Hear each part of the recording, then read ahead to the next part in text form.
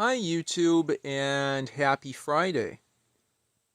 I'm back here in Oxford, Ohio. I've come back from doing experiments in the lab in Atlanta, Georgia. And today, in my fourth ADS-B video, I'll show you further improvements to my setup. This is the spider antenna I've shown in previous videos. In my Atlanta video, you saw how I had it mounted on the apartment balcony. Here I've mounted it similarly outdoors with a long piece of coax cable. You can see it coming out the bottom and then extending to an opening in the bottom of the house over there. But this time much higher up and in a rural area. The spider that again is mounted on PVC pipe is held, the PVC pipe is held to part of the fence post using these 4 zip ties. This has been pretty solid and I haven't had to worry about it falling out. This is definitely much higher off the ground than, well, higher than relative to this ground level compared with balcony ground level. I'll show you the output from my Raspberry Pi in a bit, as well as where I've placed the Raspberry Pi inside the house. But let's do a quick panorama here and think about the effect they'll have on ADS-B range. To the south, where I'm pointed now, is some woods, lots and lots of trees. Further to the west is this bonus room, the garden down here. Where it matters, looking up, nothing but fields and fields and fields and clear skies all the way out to the north and east. And indeed, that's where I get the longest range, out to the north and east, not to the southeast really, or the south. And I've got a lot of explanations for that, but one that I think is the best.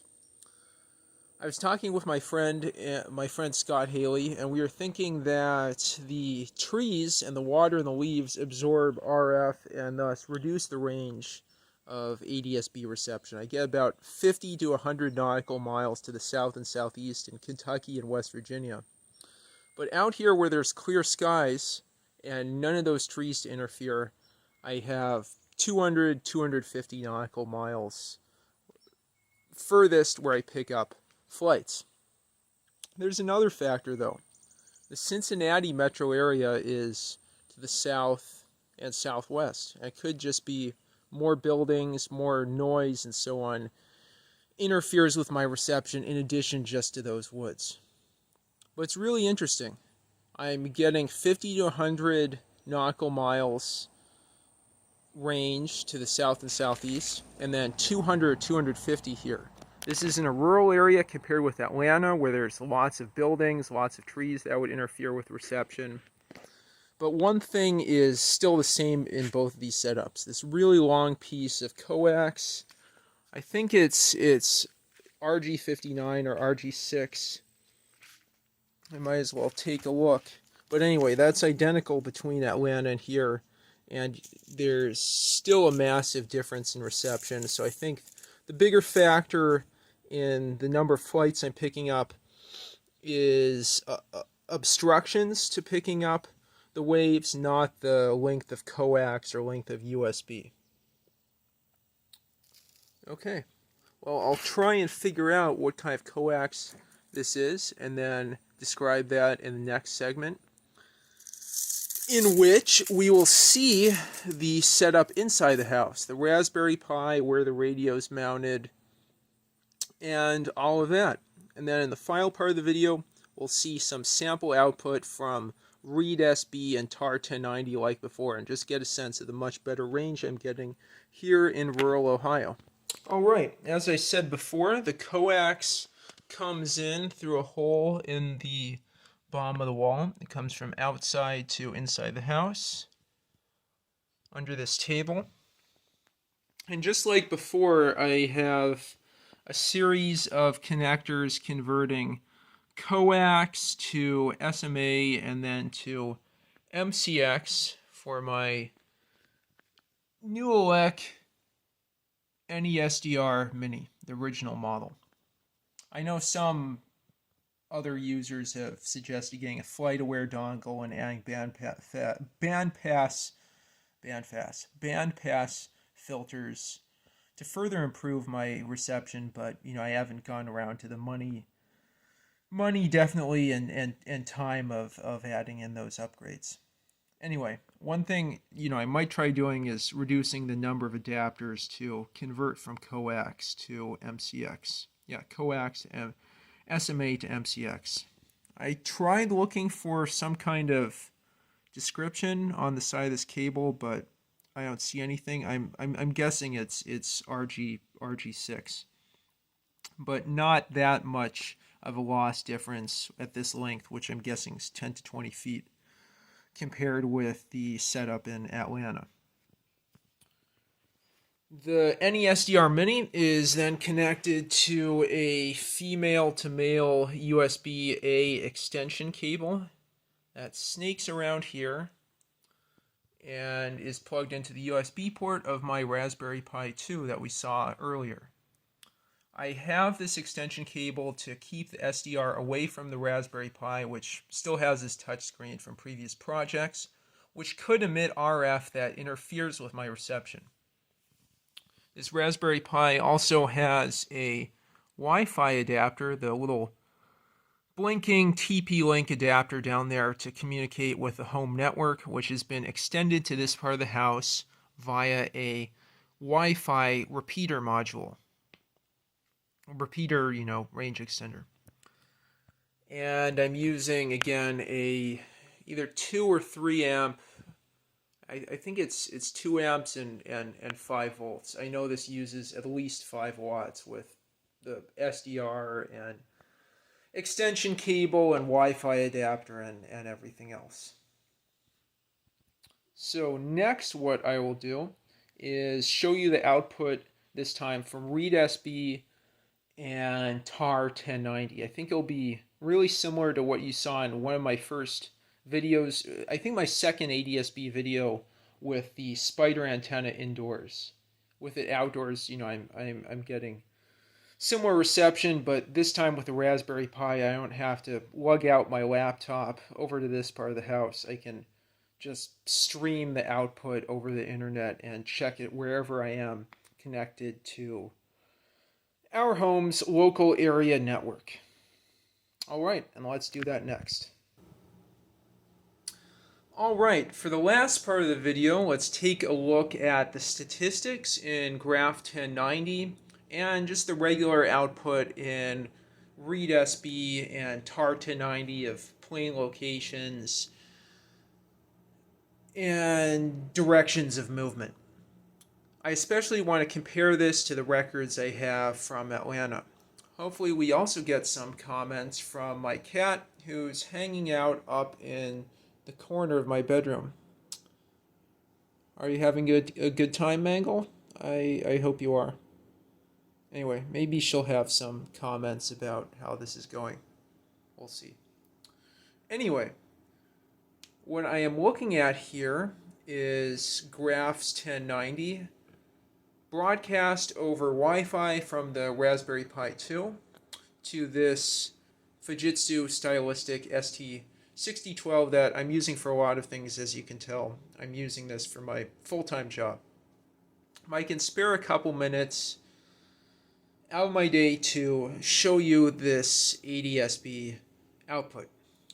So this is Graphs 1090 that I've shown before. You can see the message rate up top along with the minimum and maximum and 7-day average. Now keep in mind this is from Atlanta. Look how low that is in terms of messages per second, and then what was the right hand side? Positions per second compared with what we're getting now. Aircraft seen and tracked, 73 maximum, 34 average. It's not quite 24 hours yet. You could see what would that be? Around 3 a.m., 4 a.m., flights start to pick up, and then after 6, maybe 7 a.m. or so, steep climb up to where we are now with, standard daytime traffic. Signal level range about 200 nautical miles, more or less. Looks like a median of 81 and then average of 174, but there's this weird peak over here. I don't know why it picked up. I do know why it was 469. I hadn't changed coordinates from Atlanta to Oxford, Ohio yet. Signal level, ADS-B maxima, 61 planes seen